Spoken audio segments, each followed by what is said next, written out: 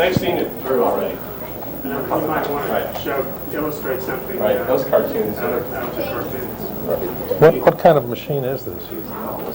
Say 3/4 inch video. 3/4 machine. Well, I brought up the thing that I'm using on television. It's a whole parade of stuff with all kinds of. It runs about 11 minutes. It's in my packet, wherever that is. If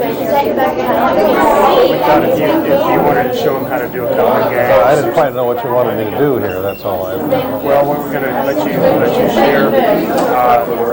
Why don't you ask me a question or two? That would be helpful. Okay. If I just start out, All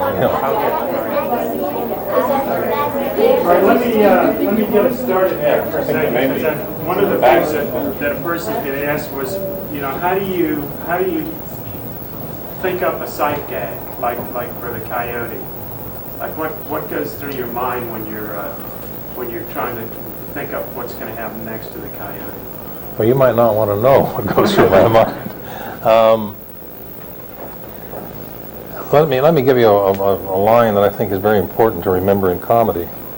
It was said by a great comedian named Ed Wynn, and he said that a comedian, or a cartoonist if you like, is not somebody who opens a funny door. He's a person who opens a door funny. And in other words, if we made a funny cockeyed looking door, you might get that in a circus, right? It's a funny looking door, or the way the guy dresses is funny looking and so on. But a comedian like Bugs Bunny or Daffy or those people, they're not funny to look at, they're funny at what they do. And there's the difference between animation and just being a clown. It's a little difficult to think about, but if you remember the Coyote and Roadrunner pictures, you'll notice that he doesn't use a funny-looking bow or a funny-looking motorcycle or anything like that. He gets a motorcycle that isn't going to work right because he probably bought it from the Acme company, and if you did, you're in trouble. My best advice I could give to anybody who's going to be an animator is never buy anything from the Acme Corporation, no matter what the price may be. But as you know, when the Coyote, if somebody said, take a bow and arrow, what would you do with it? Well, there are a lot of things you could do, but first of all, you know that bow and arrow is probably going to make a mistake. Like when Daffy uses one, he'll pull back the thing like this, and then when he releases it, the bow flies away instead of the arrow. So he's left with the arrow. If the Coyote is doing the same thing, he probably puts a firecracker on the end of it, and then he pulls it back, and the bow leaves, but then the firecracker blows up. So, but it's a good bow and arrow. It should work. And see what you can do with ordinary things. I mean, don't try to think of a lot of strange gags. Just kind of think of the mistakes that you yourself might make. I never left home as far as Bugs Bunny. I mean Daffy Duck or the Wile E. Coyote, because I didn't recognize. I made all those mistakes myself. Well, he makes bigger ones. That's all. And I never fell off a cliff, but I've fallen off enough things to know that what it feels like even to fall a few feet. I fell asleep in a swing one time. I don't know how I happened to fall asleep, but unfortunately I was swinging, and I got, I was thinking how lovely it is flying, and so I closed my eyes, and unfortunately I forgot where I was, and so when the swing went back, I kept going, and Did you hear something like this?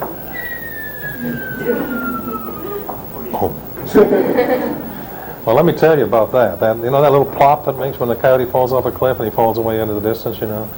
I tried different timing on that, but it turned out he fell away for 18 frames usually.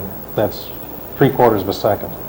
Then he disappeared for half a second. Then you heard that little plop. But in the early days, when you put a sound effect on it, no matter how far away it was, you made it loud. They thought that was funny. I mean, to put big sound effects.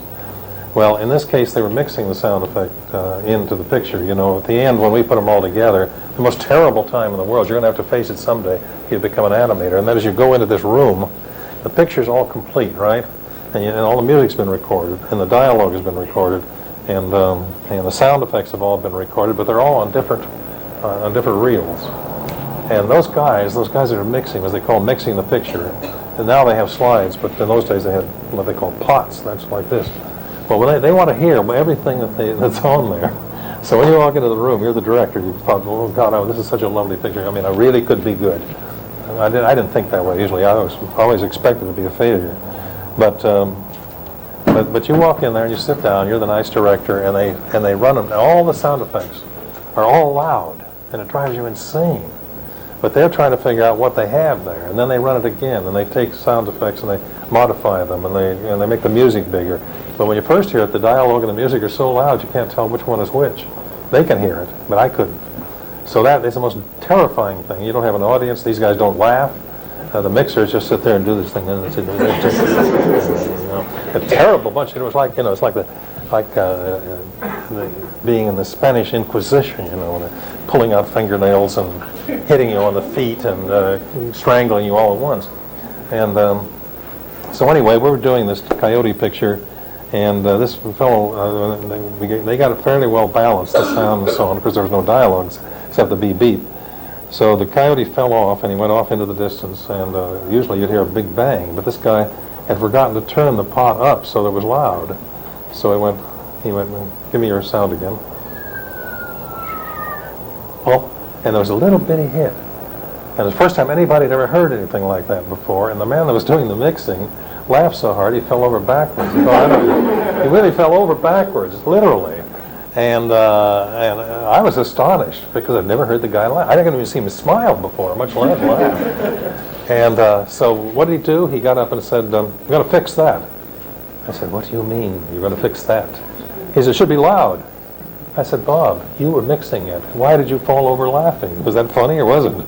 Why did you laugh?" And he said, "Well, maybe so." But I had to fight with him to get him to leave that in there. So when you're mixing pictures, you sometimes will run into that kind of a problem. But the basic thing I always found with most of my characters, that but for Daffy or Bugs or any of the rest of them, is not to try to make distorted things like bow and arrows or guns or tractors or anything like that.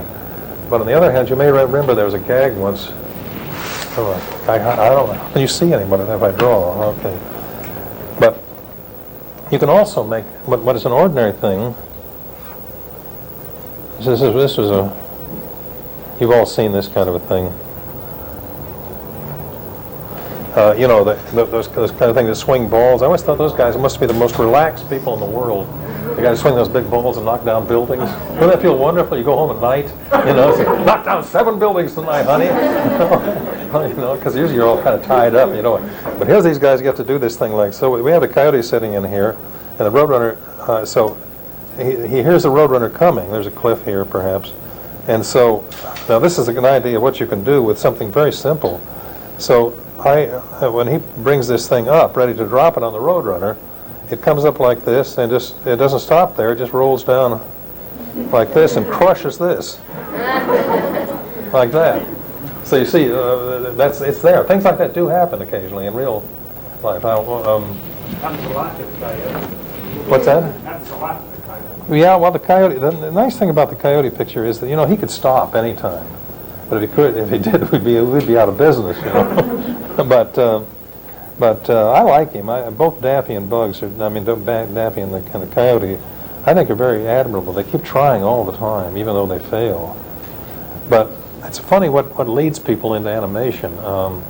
Mike Maltese, the great cartoonist gag man that worked with me for many years. He was born in the Lower East Side of New York when it was really bad news. That was what they called slums, and it's hard to believe now. But and they were bad. They had maybe one. They even had outside plumbing in those buildings in New York, and so he was a slum child, and he grew up to be a plumber's helper when he was about 17. I don't know how you feel, but to me, plumbers are people that come and fix something, right? If you get in trouble with your plumbing, you call a plumber, and the plumber comes running in. If he makes house calls, that's it. And it's getting to the point now where a plumber won't make a house call. It's very difficult to fix your plumbing when he stays home, Anyway, so Mike got a job as a plumber's helper, but in buildings where they put the pipes in the first place. So you can imagine what it's like in midwinter to climb up the skeleton of one of those buildings. It's very cold. And so one day he came up. He was working on the 17th floor of a building over on Fifth Avenue. So he came up in this elevator, and those outside cold elevators, and he walked over. There's a little shed there. When you finished at night, you took your overalls off and hung them up. So Mike went over there to get his his overalls. And he opened the door and he walked in, and it had been very cold the night before, and his overalls were hanging up like this. They were frozen in this position. And here's the floor down here, see? So he said he took one look at those overalls, and he said, no, sir, I'm not going to work any place which requires me to wear frozen overalls. And so this shows how you get into animation can sometimes be some very weird ways. Well, he even drew a little bit, not very well, but a little bit, and so he got in the elevator, walked down. He didn't say boo to anybody, just went left. And he walked down Fifth Avenue and turned on to, this happened that he turned down a street where they had the old Terry-Tunes. You ever seen Terry-Tunes? Anybody, the old ones, you know, the older folk here, the guys in their 20s, will remember. will remember that there were cartoons called Terry-Tunes. And so he was walking along and he saw a sign that says, "In-Betweeners Wanted." And he didn't know what an in-betweener was. He thought maybe it had something to do with gangsters. But anyway, somebody wanted somebody at that time. So he went in and got in the elevator, and it was the 18th floor or something like that. And so he rode up in the elevator. And when he got at the top, well, it said Terry-Tunes, and there were some pictures of cartoon characters. And he thought he made a good move. So he walked in, and he said he wanted a job as an in-betweener. It seemed to have something to do with cartooning. You know what an in-betweener is? Anybody know? Okay. The way we worked with animation is that I would do when I'm animating, it's one thing. But when I'm laying out a picture for a 6-minute cartoon, I do 300 to 400 drawings. You know, the positions, the attitudes of well, for instance, Bugs Bunny would stand like this, you know, because that's a position in which you're not going to run, isn't it? If you have all your weight on one leg and one spread out like that, it's kind of an elegant pose. But Daffy might be like this because he doesn't know when he's going to have to run. It's a nice position to run from. You know, you can spring it into action. But Bugs never supposes he's going to have to run, so he stands like that. And he'll take a bite out of a carrot the way Ronald Colman might take a bite out of a chicken wing. But Peppy is like this, always moving in. And any girl knows that you met guys like that. They're always moving in. So anyway, but he'd also noticed that Mike, when he rode up in the elevator, he noticed that there was a very rickety elevator. And so Paul Terry came out, the man that made Terry-Tunes, came out. And he said, "I want to be an in-betweener." And he said, the first thing he said, you know, that elevator of yours doesn't seem to be a very, very good elevator. So he said, "I've got a slogan that I think will work well." And this was a slogan that used to be for coffee, for Maxwell House Coffee. And it was good to the last drop. And he said, and he suggested that would be a good slogan for an elevator company. You know, good to the last drop. It's I always like it when you're flying, you know, and the pilot says, "We'll be on the ground in 10 minutes. Well, I know I'm going to be on the ground, but in what condition? Of course. What are you going to do, stay up there? You know, cruise around looking for... Marion and I one time had that. We were coming out of Denver. You see how this has nothing to do with animation, but how it shows you how animators think, which may drive you away from it. Anyway, we took off from Denver, coming to Washington or New York. I can't remember what. So we went out of Denver and we're flying around in a circle, and suddenly I realized we're flying around in a circle because I keep seeing the same lake coming around, and my brain is really brilliant. You know, after I saw the lake third time, and I knew it was the same lake, I figured we must be flying around in circles. And so by and by the pilot came out and says, you know, all of them used to imitate. The guy could graduate from Harvard, you know, but all the pilots felt they had to imitate Chuck Yeager. The way he talked, you know, sort of southern talk, you know. And he said, and so this guy who probably graduated from Yale or someplace, talking to the television, says, "There's a little red light up here that ain't going on right," you know. And he said, "We don't know exactly what it is, but we're in touch with Seattle." Now that didn't mean anything to me. I don't know what the hell he talked to Seattle. We were in Denver, and figure out what's the matter with this little old red light. I said, you know, punch the little red light out. But it seemed to have something to do with the landing gear, and they weren't sure about whether they were going to get the landing gear down. So he said, "We got to fly around for a while, try to going back into Denver." And he said, He said, but he said, we're dropping all our fuel now. But he said, not much of a worry. He said, it all disseminates before it hits the ground. It won't hurt the crops. Now, this wasn't what I wanted to hear. I wanted to know whether it was going to hurt me or not. And so we went around, and finally they got rid of all the gas. But I can tell you, that's not the most happiest moment of your life, is flying around in circles over Denver. And so then they turned around, they came back in, they told everybody to get down on their hands and knees and put their head down the seat and so on. And I said to Marion, I said, sitting next to us, if we're going to crash, the last thing in the world I want to see is my own knees. Hell with that. So I don't know, let's sit up and let's enjoy it. I mean, good heavens, it's ridiculous to go to oblivion looking at your own knees. So we sat up and watched. Funny drawings on them or something. What?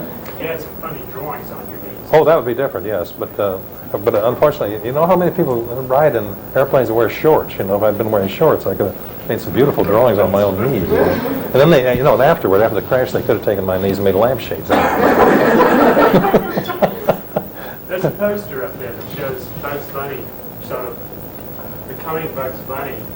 Could you talk a little bit about character development and how many years it took to really sort of find Bugs Bunny's personality? Yeah, when you get the book, and you will all get the books, and I don't know how soon I get it from the publisher, but it should be within a week. I have a chapter on the development of Bugs Bunny. I mean, see that this rabbit up here. I see he's got this funny kind of a Roman nose, and then it broke, and we had this little kind of a nose, which seemed to be a lot nicer.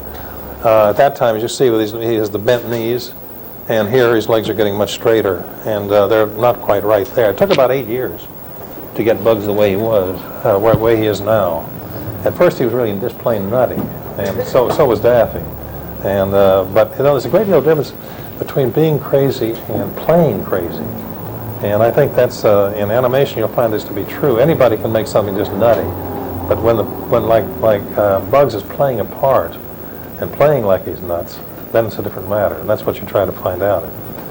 You try to find characters that enjoy playing their parts. Because Daffy's another matter. If you cast Daffy as Robin Hood, he takes it seriously. I mean, he really believes he is Robin Hood.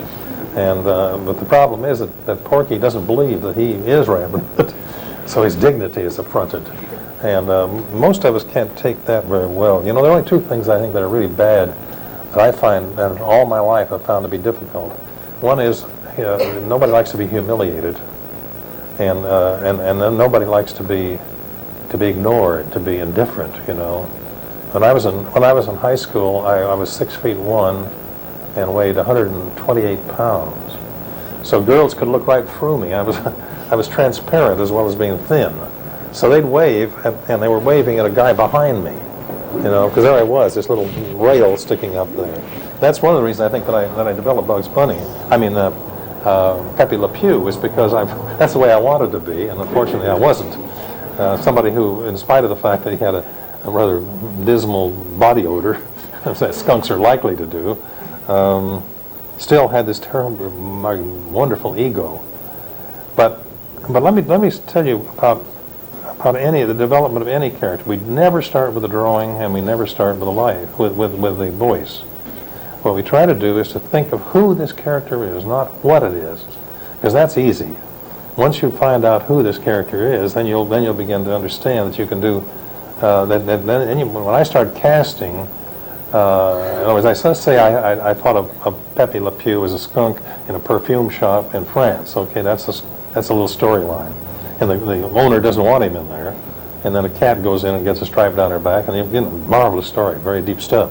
And but you have it all going there. But when I was doing that, I still didn't know what the guy looked like. I had any idea what he looked like. I knew he was a skunk, but I didn't know. You know, skunks assume different shapes, just like the rest of us do. And so I started drawing him, and the more I drew him, the more I began to understand him in relationship to the person he was. Just like we're all different, you know. That's the wonderful thing. That's one of the arguments I have with so much stuff on Saturday morning, aside from our show, naturally, is that everybody kind of everybody moves the same way. You know, they may look different, but they all move the same way. But Bugs moves as Bugs, and Daffy moves as Daffy, and then you move as you do, and I move the way I do, and that's what makes us what we are. Individuals, persons. And one thing that always I I found a problem with the Smurfs or the Mighty Orbots or any of the rest of the things in there is that they don't seem to be able to do anything unless they all get together. I mean, getting together in a class is wonderful, and getting together in common things that we're trying to learn together is wonderful.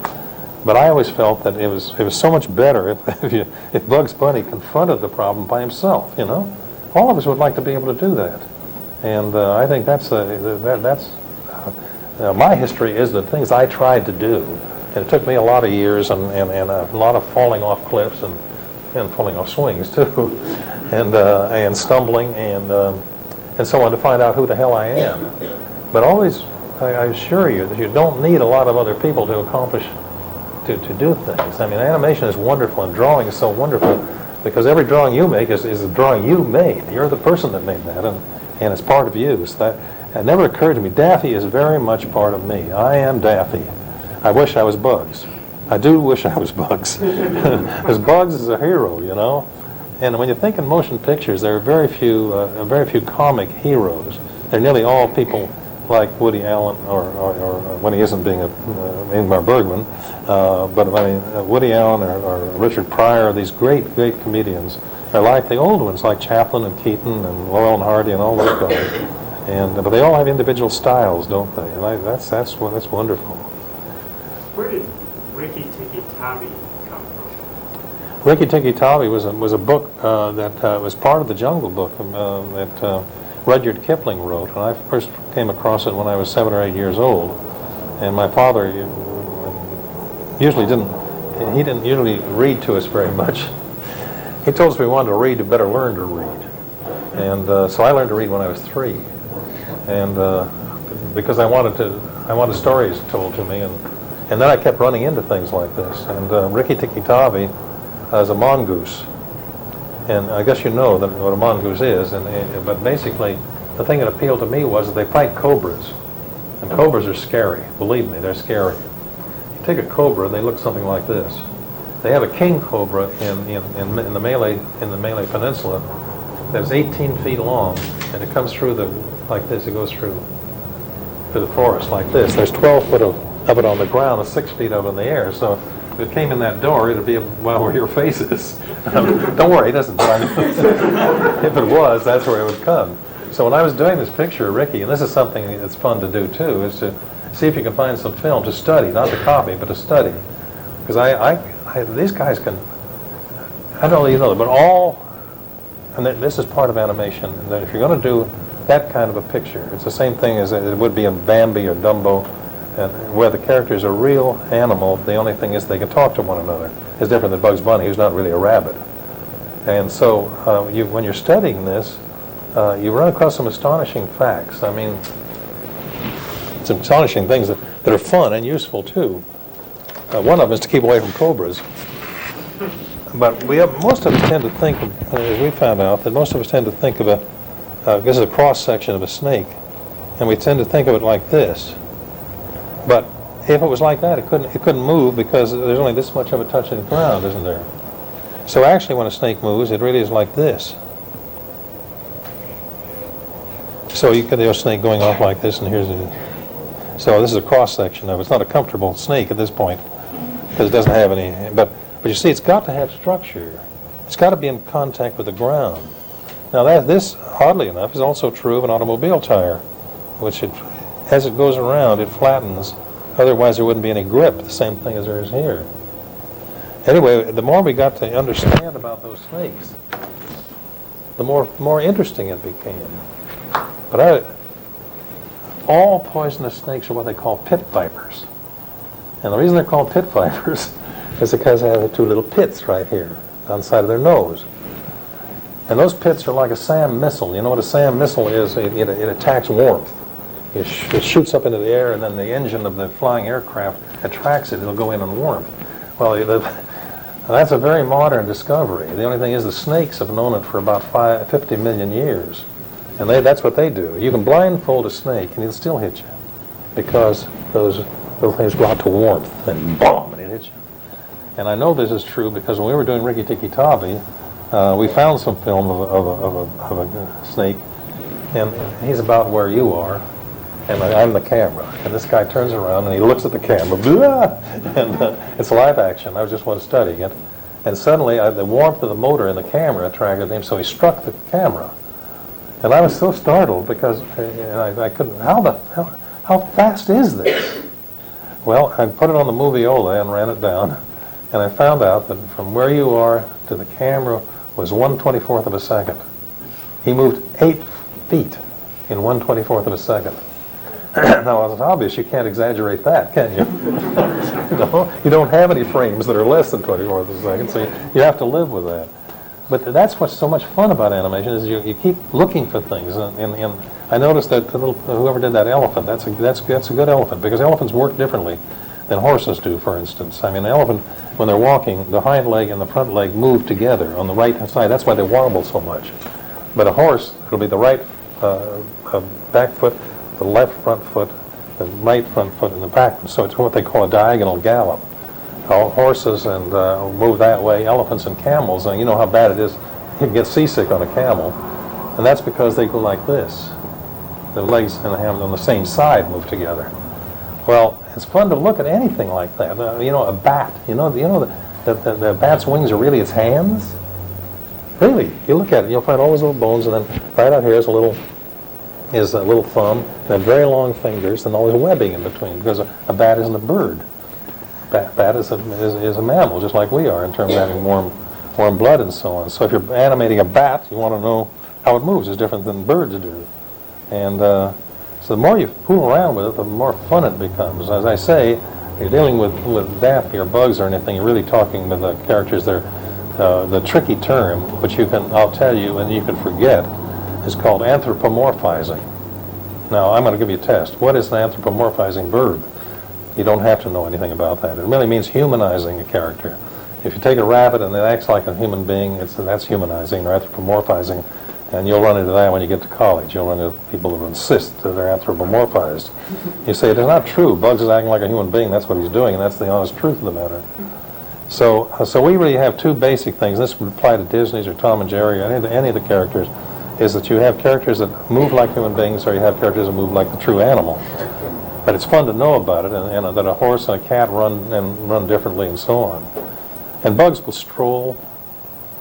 The timing is very important too. That if Bugs is walking, he walks in a little stroll like this, you know, and Porky would be like this pretty fast, without much body movement to it. But I like the elephant because he's big. But the heavier a character is, the less he'll move up and down, simply because he's big and weighty and heavy. So now I want you to go out and animate an elephant for me, and a hippopotamus. They move pretty much the same, don't they? Do you know that when hippopotamuses cross a river, they don't swim? Do you know they walk across? Really? They go underwater. They walk across the bottom of the river and come up the other side. Why bother, you know? They don't have to learn to swim. That's neat, isn't it? And the weight of their bodies is so perfect that when they're underwater, it's just they weigh just enough so they can reach the bottom without floating to the top. If they want to come to the top, they give a little bounce up and take a deep breath of air. I guess it's okay from that point on. I've never been a hippopotamus. Chuck, let's see if any of the students have some questions. Yeah, sure. I have a question. Yes. But over the last year, I used to draw things with more straight lines, and over the last year, I've really fallen in love with circles and realized how important they are. And I was wondering if you could just talk a little bit about. Well, most all of the characters originally at Disney's or any place else, and it's easiest to describe perhaps with. I can't see what I'm doing, so please bear with me. But the very first characters were based on a simple principle, what they used to call a dumbbell. That's those things that you exercise with. Now I don't know what they call it now, but you know, the things you carry supposed to strengthen your arms. Well, I won't try to do a very elegant one here, but nearly all characters were built like this, and of course if you did this, right away you had Mickey Mouse, right? And so it makes an easy way to draw. You put a nose on here, a couple of eyes in there, and then all those early characters stood with bent knees and they had big feet. And then you just a string. The tails are kind of fun because you don't have to ink and paint them. And But then as we got into it a little bit, you'll notice that Bugs and all of our characters, and all of Disney's characters too, now it's perfectly legitimate to start with this round part because the human skull is based on this same principle. And I'll give you a $10 trick too. If you make a square like this around the skull and put in a line like that, the ear will go right on there and the eye will go right here. It's just halfway down. And the weight, however, if you're doing a baby, the same thing applies, except that this part hasn't developed, the jaw hasn't. So if you want to make a baby of any kind, well, no matter what animal it is, just make this a lot shorter, and you'll get yourself a baby, because there's a predominance up here, right? And a little nose or something like this. But on the human being, as you get older, you've got a big nose and a mustache, perhaps, or a beard if you really want to get something elegant. And but a baby will be like this, and it doesn't really matter whenever we did a baby. If it was a baby rabbit, it was the same thing. We kept the predominant side, all the skull, up here. But after we worked with that dumbbell thing for a while, we found out that Bugs or anybody else worked better if we used what we called a pear shape, which is like this.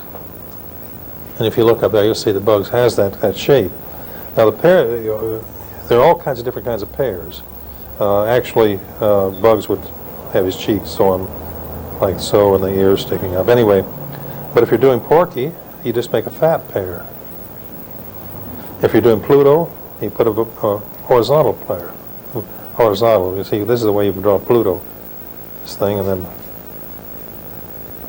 you can make it very simple. It's kind of fun to animate a character this way, just using lines for the feet, and it's a lot quicker like that. And indeed, one of the great animators at Disney, a man who was affectionately called Fergie, Norman Ferguson, used to animate Pluto exactly this way. And then people like Frank Thomas and Ollie Johnson, who were his assistant animators, would then add all the detail. Speaking of detail, did you know that the animators on the 101 Dalmatians, they animated white dogs, and then there were other people that came up and put the spots on them. Now, there are many jobs I can think of, but that isn't one I want. To try to put spots on a Dalmatian, and all the Dalmatian puppies had different ones. There were 8 different basic shapes, and you guys that are into computers know that that was one of the first times they ever used computers. But they animated really 8 dogs, and then they were through the computer they were put in different positions. But drawing 100 of them was a little more than most people can imagine. But I still think that spending a year or two putting spots on a dog would be kind of. Unfortunately for us, nobody would ever. If I'd said I wanted to do one Dalmatian, the producer wouldn't have allowed me to. In fact, if I'd said I wanted to do a dog called Spot, meaning he had one spot, I probably would have run into trouble. But the circles, it gives you a good basis to stand on. And one of the things you can be certain of, I think it's only the crocodiles you ever have to worry about, is that always remember that the teeth of all animals are hooked solidly into the upper structure. The lower tooth is hooked on as movable. But I've seen people that suddenly the teeth will start moving up and down. Well, there's no law against it, except I always feel that you should believe that the character is actually alive. And I don't mean that it should look like anybody else, but it should look like itself. You can make anything that you want. I mean, for instance, you take an amoeba. Amoebas are neat. They have no shape whatsoever.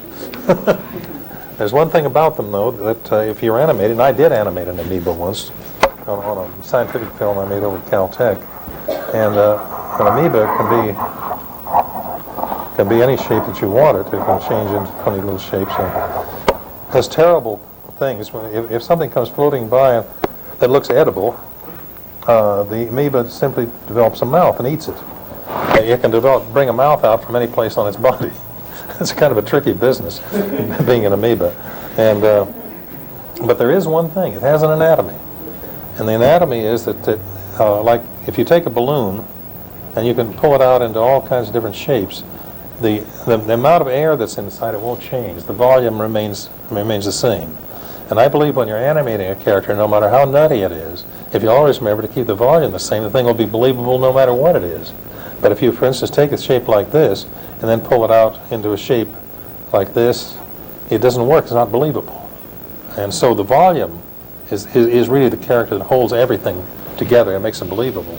And there's no real restrictions there, except if you want people to believe that what you're doing is your intention, you know. I think that's important. How about questions from the floor? Yes? Where did you get your ambition to be an animator? What I really wanted to do was to draw. And I started out very young, and I didn't know there was such a thing as a job as an animator. In those days, there were very simple cartoons, and actually, they could sell cartoons. Some of the things I've seen in there are much better than the early cartoons were drawn by grown men and women. So you guys are passing. You're passing history. Even when you're young, you can do better than they did at that time. But I didn't know that there was such a thing as a job as an animator. And but I drew all my life, and I was fortunate because my parents understood that I liked to draw and had to draw really. So I kept drawing, and then I went to art school and spent 3 years there learning really how to draw the human figure.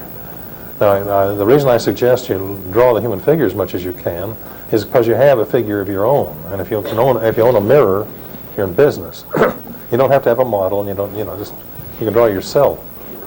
I know one time, many years ago, when they had all that trouble down in Watts, I went down there and met a lot of those kids. They were a very frustrated lot down there, and I met a boy there who was a marvelous artist, and he must have had 50 drawing pads, and they're all drawings of himself because he didn't have anybody else who would stand still for him.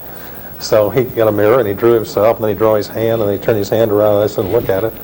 And I know when I teach art and to try to help people learn how to draw, kids say, how do you draw a foot? You know, I say, well, one of the first things you can do is take your shoe and sock off, then you have a perfect model. You can draw your own foot. You know, there's no law against it. So that's what this boy had done, and he just kept drawing himself, and he also drew flower pots and geraniums and anything else, but he didn't try to use color or anything, just kind of draw them. And he became a fine artist all by himself, just by the number of drawings. Well, I can give you an idea of what it takes. It doesn't matter what line you're going into, if you're going to be an architect or a doctor or almost anything in the world, you're going to have to learn a lot. And people seem to feel that you can start out as an artist, but being an artist is just as complicated as being a musician. And it just takes as much time. Because when I was 16 years old or 17, when I went into art school, I thought I knew how to draw, you know. Well, the teacher got up in front of us and he said, well, all of us were sitting here like this, and he said, and he looked like this at you, and he said, every one of you birds has 100,000 bad drawings in you. The sooner you get rid of them, the better it'll be for everybody. And so some of the people left about that time. But that's true. It's absolutely true. You have time to do it. And I was older than you when I was told about that. I'm on, I guess, for every drawing that you see that I've drawn, you can multiply it by 50 of the bad drawings. I find it very difficult to hit the right drawing the first time. I can make a fair example of it, and all my friends knew that too. But you have to understand that artistry is something that's worth striving for. It's worth working for. If you want to be a doctor, you know what you have to do. I don't mean you have to kill 1,000 people to become a doctor, but you sure got to do a lot of funny things. I know one of my friends is a very fine doctor, and he had a wonderful nurse. And when he gave me a shot, I never felt it. You know, I thought, God, that's a great nurse. And I said, how did you get so good at that? You know, I've never met a nurse that could put a needle into you any better than she could. Because I've done a lot of travel, and I've had to take shots and stuff. And she said, well, it's very simple. I worked in the county hospital, and I practice on people. Well, in the private hospitals, they practice on oranges and you don't get any. Yeah, they try putting it into an orange or into a melon or something like that. Did you know that? Yeah. So if you go into a private hospital, you'll find out that very often the people, you know, they hurt you because a melon doesn't complain. You know. But if you're in a public hospital, by God, when they stick that needle in and they do it wrong, you're going to hear from everybody. But I want to emphasize the fact that it isn't a hardship if your drawing is so much more fun than many other lines of work where you have to do so many things, you have to learn so many things you don't like. But and all the time that I was studying art and all the time that I was drawing, I never, ever wanted to do anything else. And even when he said that, I thought, that's terrible, but I'm going to do it. And it was so much fun to draw. And so when I came out of art school, they were looking for people that could draw well. Not draw. I never made a cartoon, and all the time I was in art school, I just drew the human figure. And I did drawings of anything that came into mind. Everything's different. I mean, this is an interesting thing. It's how does a pair of scissors work? And every time you learn something from that, you know, you look at a pair of scissors and you think, it's different. Well, it actually is. This guy moves like that's a lower. If that was a crocodile, it'd be eating. Right? Same principle, exactly. And there is even a little thing up here with a bunch of muscles attached that push it down. I'm supplying the muscle. But you see, this is rigid. It's like a pair of chopsticks. If you've ever eaten with chopsticks, you know that one of the chopsticks has to be secured solid. When you first try it, you know how you try it? And go bloop, bloop, bloop, the noodles drip all over everything, you know. But if you find the things that are solid, or are stable, like this case, you really are only moving one part of that. And if you're doing it right, you are, that kind of thing. You're really moving this guy. I know it may sound a little mysterious, but everything's worth looking at. When I was doing the cricket on Times Square, I wanted a real cricket. I don't want a fake cricket. I wanted somebody with a real cricket. So then I got into drawing crickets, and I found out that, of course, the cricket is usually this way, but I wanted him standing up. So I looked at their head, and I found out that his head was shaped something like this. The head up here. Well, they have a lot of equipment in there, that, you know, but the one thing to do is antennae. So I just decided to do a little beady eye like this, and then bring the mouth up so it came up like so. And then you have this. Now, everything about this area in here corresponds to all of our body. The part down here is a storage part, basically. The wings come like so, overlap one another. But in his case, if he was playing the violin, what I simply did was bring one of the wings up and bend it like this, and keep this one this way, so as he moved this one back and forth, he got the music. But also, having 6 legs, and the leg looks very much like a chicken leg. It's just a little longer, and it comes down like this. But because when they're sitting down, this is the back leg, when they're sitting down, this leg faces backwards. So it was kind of interesting when I started walking with the guy, when he lifted his leg, why his foot was always facing backwards. It made an interesting kind of a walk. But the other ones, and I realized, okay, everything originates up here, because that's where his heart or whatever it is, all the insides. Never worry about the insides. The outsides are what count. And so let's say that he brought one hand up and waved at somebody. I figured, well, as long as he's got 2 hands on each side, well, he'd wave with 2 hands. And that's comedy. That's fun. That's good. And so, but when he'd sit down, why these down in this position, why he'd be like this, and those marvelous big legs would come up like this and then down so. And you can find out all these things by getting yourself a cricket. You know, you can buy crickets inside glass from various kinds of, and they're very, very, God, they're wonderful to have around. So I got all the things I could find out about crickets, various sizes and what they look like when they were first born and how they were born and all that.